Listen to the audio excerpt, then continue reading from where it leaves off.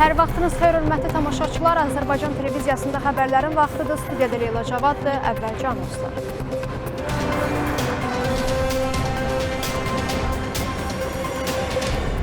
Prezident İlham Əliyev yeni Səngəçal yarımstansiyasının açılışında iştirak edib. Tramp İranla danışıqların bazar ertəsi başlanacağını açıqlayıb. Hindistanda daşqınlar 14 nəfərin ölümünə səbəb olub, minlərlə sakin təxliyə edilib. Yunanistanda meşə yanğınlarını söndürən helikopterlər toqquşdu, ölənlər var. Sabah Azərbaycanda hava necə olacaq? Sinoptiklər açıqladı. İndi isə daha ətraflı. Azərbaycan Respublikasının Prezidenti İlham Əliyev Azərenerji Açıq Səhmdar Cəmiyyətinin 220-110-10 kilovoltluq yeni Səngəçal yarımstansiyasının açılışında iştirak edib.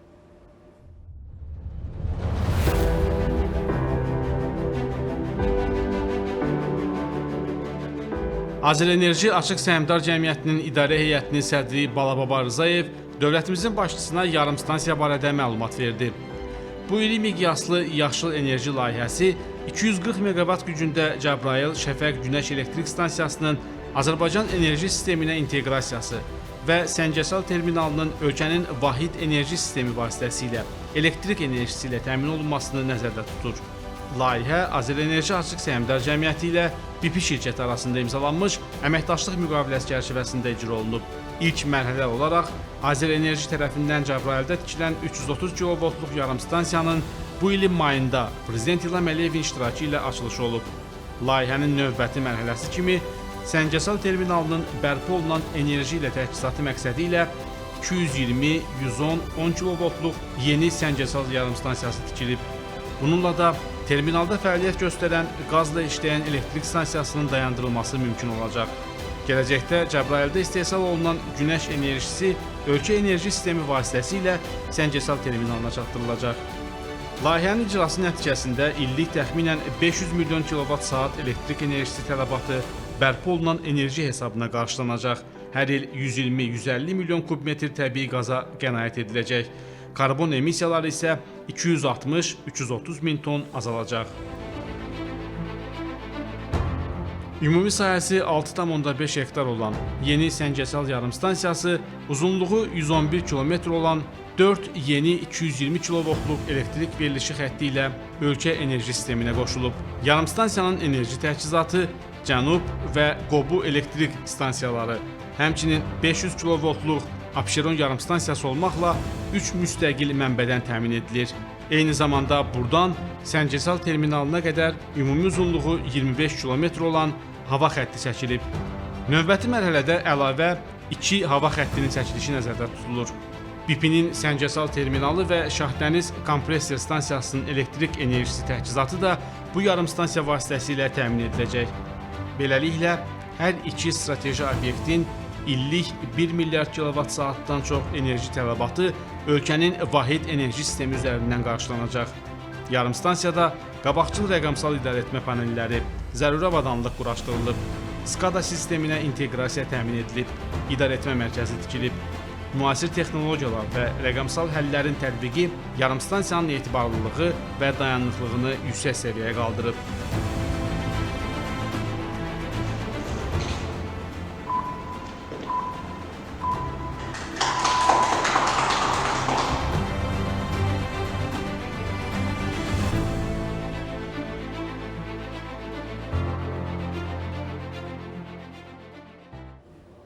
Balanslaşdırılmış xarici siyasət kursunun uğurlu nəticələri Azərbaycanın beynəlxalq əlaqələrinin çoxvektorlu inkişafını təmin edir. Bu əlaqələrdə isə Mərkəzi Asiya ölkələri mühüm yer tutur. Siyasi, iqtisadi və nəqliyyat sahələrində əməkdaşlıq dinamik şəkildə genişlənir.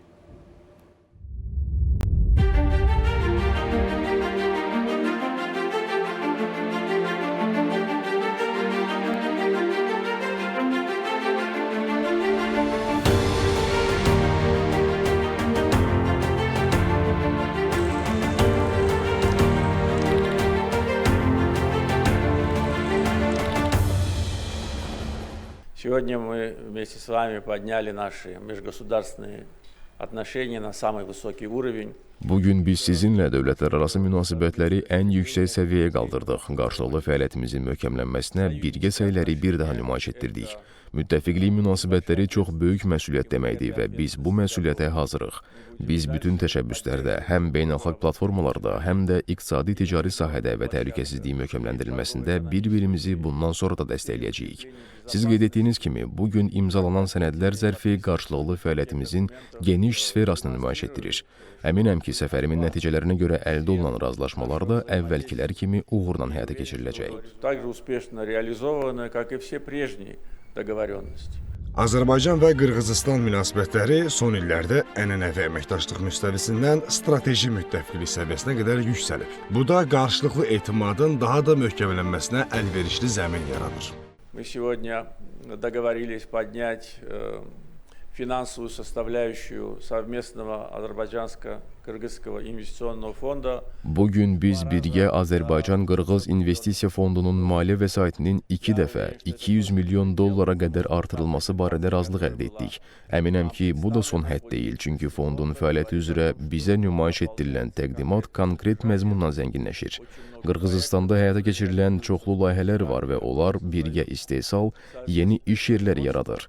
Qarşılıqlı fəaliyyətimizin iqtisadi potensialını möhkəmləndirir. Həmçinin bugün həmkarlarımızla bizim birgə qərarımız olan Bakı Hotelinin açılışında da iştirak edəcəyik.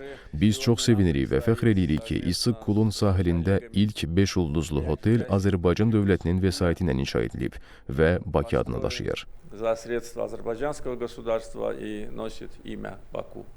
İki ölkə arasında genişlənən əməkdaşlıq Mərkəzi Asiyanın beynəlxalq nəqliyyat və tranzit şəbəkələrinə inteqrasiyasını da sürətləndirir. Eyni zamanda Azərbaycanın Asiya ölkələri ilə iqtisadi, logistika və ticarət əlaqələrinin bütün istiqamətlər üzrə inkişafına əlavə impuls verir.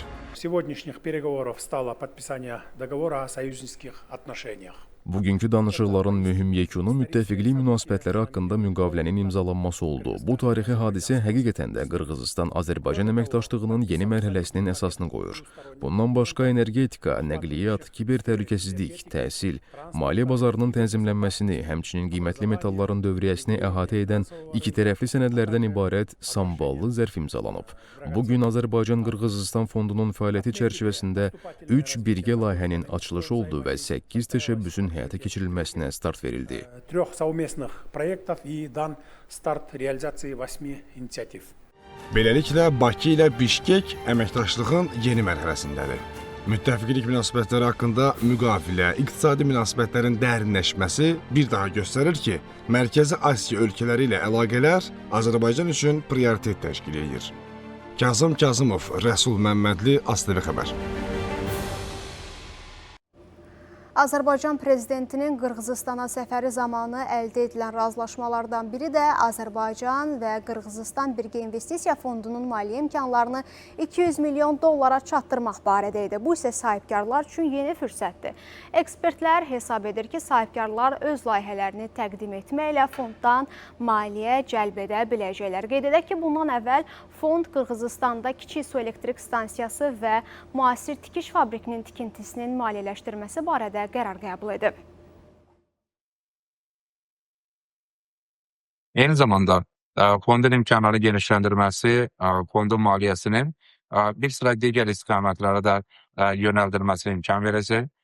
Söhbət energetika, turizm, aqrar, eyni zamanda sənayenin bir sıra sektorları, o cümlədən Cənab Prezidentin səfəri zamanı müzakirə edilən, xüsusən də son dövrlər aktuallaşan informasiya texnologiyası sahəsində layihələrin maliyyələşdirilməsindən gedir. Və praktik olaraq fondun imkanları genişləndirilməsi sözgedən sahələrdə çalışan sahibkarlar üçün birgə layihələrini təqdim etməsi baxımından yeni bir imkandır.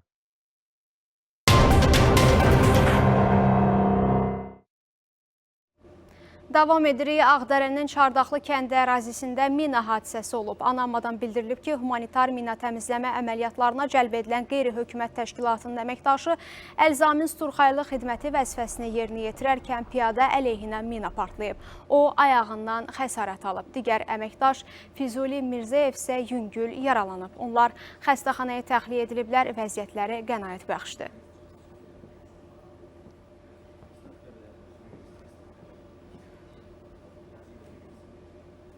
Sahibkarlardan rüşvət almaqda təqsirləndirilən Dövlət Vergi Xidmətinin 2 vəzifəli şəxsi həbs edilib. Korrupsiyaya qarşı Mübarizə Baş İdarəsinin araşdırmasına görə Bakı şəhəri Operativ Vergi Nəzarəti və Uçotun Təşkili Baş İdarəsinin rəis müavini Rüstəm Mirzəyev və 4-cü şöbə rəisi Kənan Məmmədovun 200 min manat rüşvət aldıqları müəyyən edilib. Məhkəmənin qərarı ilə barələrində həbs qətimkan tədbiri seçilib. Amerika Birləşmiş Ştatları prezidenti Donald Trump İranla danışıqların bazar ertəsi başlanacağını açıqlayıb. Ağ Ev rəhbəri bu bəyanatı İrana planlaşdırılan hücumları ləğv edəndən sonra verib. Səudiyyə Ərəbistanı, Birləşmiş Ərəb Əmirlikləri, Qətər və İran məndən xahiş elədi. Təxminən həmin vaxt biz hücuma başlamağa hazırlaşırdıq. Bu kütləvi hücum olacaqdı. Biz hazır vəziyyətdə idik. Lakin müttəfiqlər sizdən bunu təxirə salmağı xahiş eləyəndə, siz yaxşı baxarıq deməlisiniz. Düşünürəm ki, onların bunu xahiş etməyinin səbəbi razılaşmanın əldə olunmasından ibarətdir. Hörmüz boğazı ilə bağlı razılaşma var. Sonra nüvə proqramı ilə bağlı razılaşma olacaq. Siz bunu İranın nüvəsizləşdirilməsi də adlandıra bilərsiniz. Mən bunu İranın nüvəsizləşdirilməsi adlandırıram. Rəsmi Tehran İranla Amerika Birləşmiş Ştatları arasında danışıqların getməsi barədə yayılan məlumatı təkzib edib. Hazırda İran Birləşmiş Ştatlarla danışıqlar aparmır. Hörmüz boğazından müvəqqəti təhlükəsiz keçidlə bağlı Omanla müzakirə aparır. Bu açıqlama ilə İran Xarici İşlər Nazirliyinin sözcüsü İsmail Bəqai çıxış edib. Onun sözlərinə görə Tehranla Maskat arasında danışıqlar müvəqqəti gəmçilik marşrutunun yaradılması məqsədi daşıyır. Bəqai əlavə edib ki, Omanla razılaşmanın əldə olunması Hörmüz boğazının açılması üçün yetərli deyil.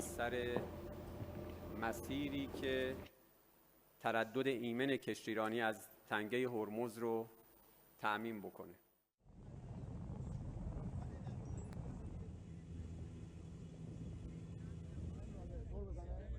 Qəzza zolağında İsrail ordusunun həyata keçirdiyi hərbi əməliyyatlar nəticəsində azı 19 Fələstinlinin öldüyü bildirilir. Bu barədə anklavdakı xəstəxana mənbələri məlumat yayıb. Həlak olanlardan 12-si Qəzza zolağında, 2 nəfər isə Deyr Əl-Bəla şəhərində avtomobilə endirilən zərbə nəticəsində ölüb. Məlumata görə Xan Yunis yaxınlığında və Cəbaliyyə bölgəsində İsrail qüvvələrinin atəşi nəticəsində xəsarət alanlar var. Digər 5 nəfərin ölümü ilə bağlı əlavə təfərrüatlar açıqlanmayıb.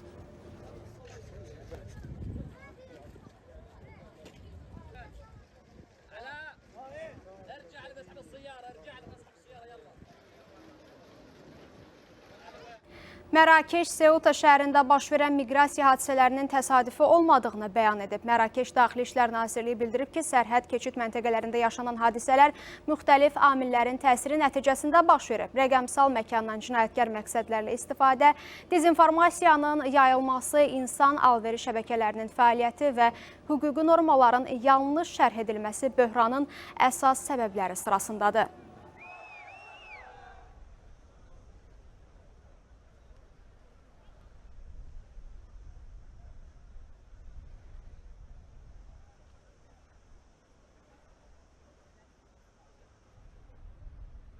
Meksikada Los Reyes narkotik kartelinin rəhbəri saxlanılıb. Alfonso Fernandez Magollo Meksika ordusunun keçirdiyi əməliyyat zamanı tutulub. Amerika Birləşmiş Ştatları hakimiyyət orqanları onun ən çox axtarılan cinayətkarlardan biri olduğunu bildirir və məlumat üçün 5 milyon dollar mükafat təyin etmişdi. İstintaqın məlumatına görə o kartelin əsas fiqurlarından biri olub və Kolumbiyadan kokain daşıyan təyyarələrin istifadə etdiyi uçuş enmə zolaqlarına nəzarət edib. Rəhbərin saxlanılmasından sonra cinayətkar qruplaşmanın üzvləri yolları bağlayaraq bir neçə avtomobili yandırıblar.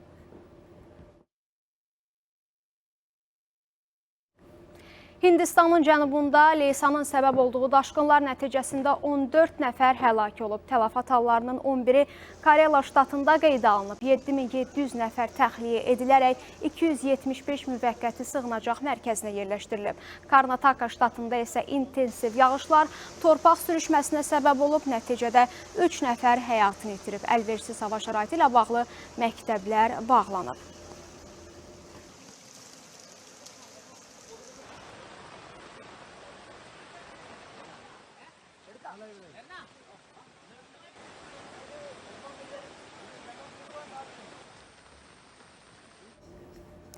Yunanistanda güclü küləyin təsiri ilə başlayan meşə yanğınları davam edir. Əməliyyat zamanı qəza baş verib. 2 yanğın söndürmə helikopteri toqquşub. Qəza nəticəsində 2 nəfər həlak olub, 2 ekipaj üzvü xəsarət alıb. Hadisənin səbəbləri isə araşdırılır.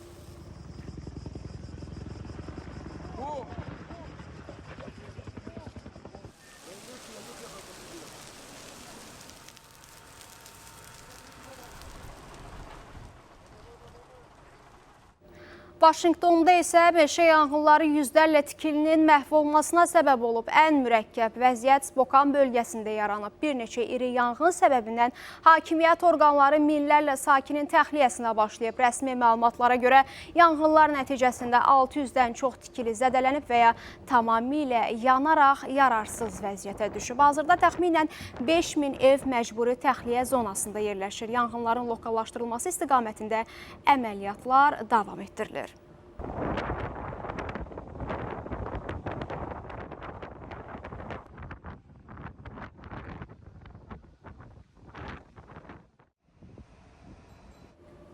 Bankların və elektron pul təşkilatlarının xidmətlərindən sui-istifadə risklərinin minimallaşdırılması məqsədi ilə risk əsaslı yanaşma tətbiq olunacaq. Bu barədə Azərbaycan Banklar Asosiasiyası və Azərbaycan Fintech Asosiasiyası arasında razılaşma əldə edilib. Gündəlik maksimum 5 dəfə köçürmə, aylıq isə 20 min manata qədər mədaxil əməliyyatı nəzərdə tutulur. Məxaric əməliyyatlarına isə hər hansı limit tətbiq edilmir. Bununla yanaşı müştərinin özünə və yaxın qohumlarına məxsus hesablar arasında köçürmələr risk profilinə uyğun və əsaslandırılan əməliyyatlar bu limitlərdən istisna ediləcək. Lazım gələrsə, əsaslandırma təqdim edən müştərilərə əlavə ödəniş alətləri də veriləcək.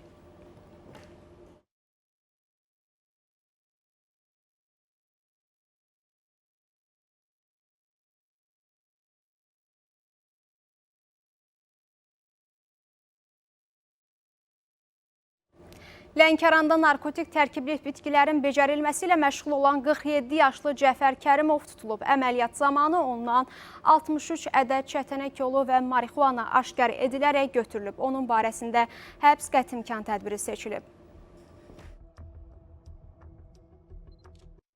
Bugün magistraturaya qəbul olunan şəxslərin elektron qeydiyyatı başlayır. Dövlət İmtahan Mərkəzinin məlumatına görə qəbul olunan şəxslər avqustun 3-dən 12-sinə qədər may.gov.az portalı üzərindən qeydiyyatdan keçməlidirlər.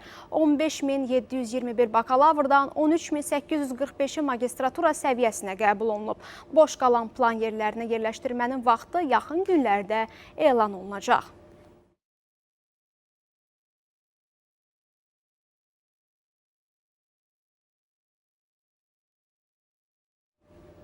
Avqustun 5-dən bağçalarda yeni növbələrin yaradılması müvəqqəti olaraq dayandırılır. Məktəbə qədər və Ümumi Təhsil üzrə Dövlət Agentliyi bildirir ki, buna səbəb 2026-2027-ci tədris ili üzrə qrupların komplektləşdirilməsidir. Proses bitdikdən sonra boş yerlərə qəbul il ərzində davam edəcək. Qeyd edək ki, qəbul MyGov portalı üzərindən elektron olaraq aparılır.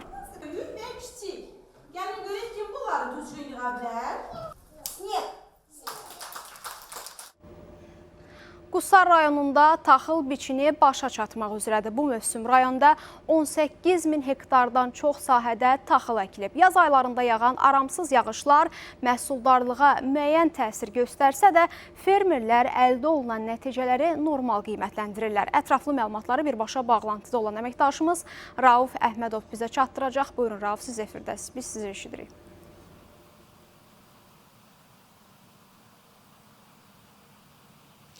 Bəli, hazırda biz Qusar rayonunun Urva kəndindəyik. Urva kəndi də daxil olmaqla rayonun digər ərazilərində qızğın şəkildə biçin prosesi, taxıl biçini davam edir. Onu da bildirmək istəyirəm ki, bu il Qusarda ümumilikdə 18876 hektar sahədə taxıl əkilib. Bunun 9192 hektarı buğda, 9684 hektarı isə arpa sahələridir. Qeyd etdiyim kimi həm arpa, həm də buğda sahələrində qızğın şəkildə biçim prosesi davam edir. Onu da bildirmək istəyirəm ki, bu il Qusar rayonunda hər hektara düşən məhsuldarlıq ümumilikdə 26 sentiner təşkil edir. hava şəraitindən asılı olaraq biçim prosesinin avqust ayının birinci 10 günlüyündə yekunlaşdırılması nəzərdə tutulur və bugünə qədər artıq ümumi taxıl sahələrinin 95%-də demək olar ki, biçin yekunlaşıb və bu sahələrdən ümumilikdə 47.680 ton məhsul toplanılıb. Hazırda operatorum Elçin Fikətoğlu da sizlərə təqdim edir. Biçin öz axarı ilə davam edir.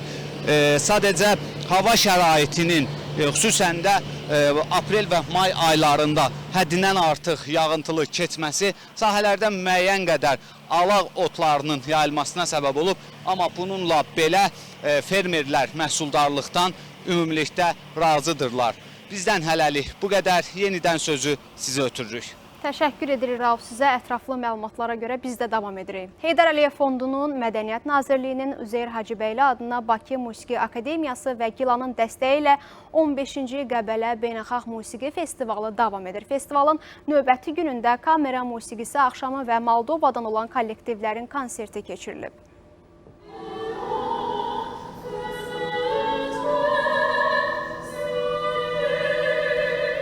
15-ci Qəbələ Beynəlxalq Musiqi Festivalı çərçivəsində Üzeyir Hacıbəyli adına Bakı Musiqi Akademiyasının tələbələrinin konserti keçirilib.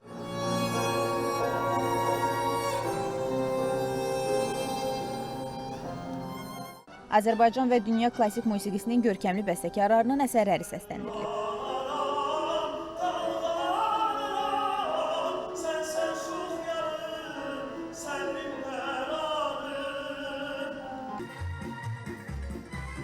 Amfiteatrda təşkil olunan konsertdə isə Moldovanın Flyaraş xalq mahnı və rəqs ansamblı çıxış edib. Kollektiv 1945-ci ildə yaradılıb və Moldovanın ilk peşəkar musiqi kollektivlərindən biri hesab olunur.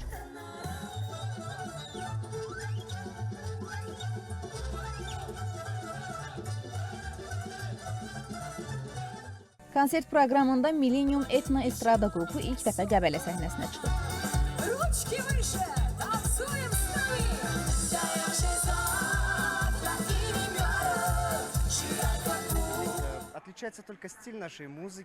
Bizim yalnız üslubumuz fərqlənir. Moldova musiqisinin rəngarəngliyi pop və rock mədəniyyətindən keçir. Bütün bunlar tamaşaçıların rəqabətini qazanmaq üçündür.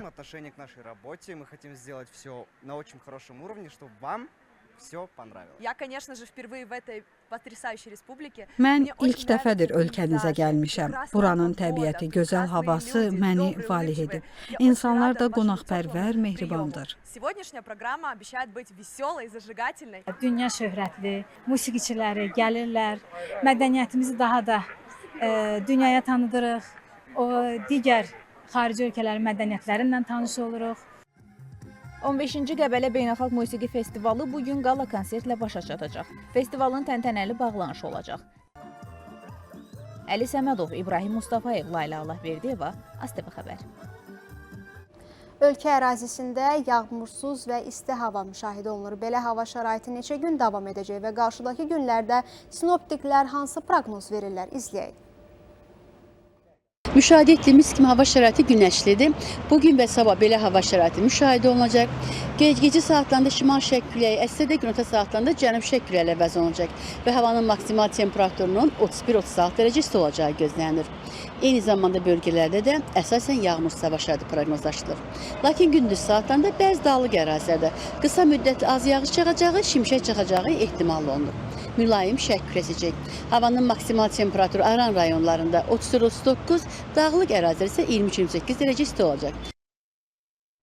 Hələlik bizdən bu qədər hörmətli tamaşaçılar. ASTV xəbəri izləməyə davam edin. Sağ olun, salamat qalın, özünüzə yaxşı baxın.